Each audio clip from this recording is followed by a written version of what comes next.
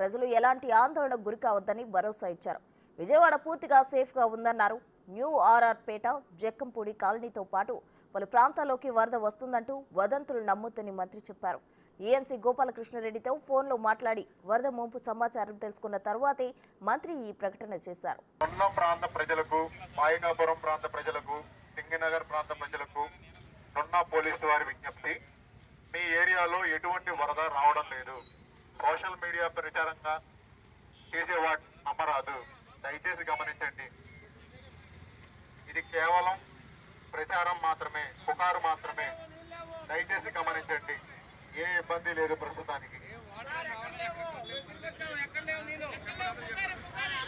దయచేసి అందరూ వినండి.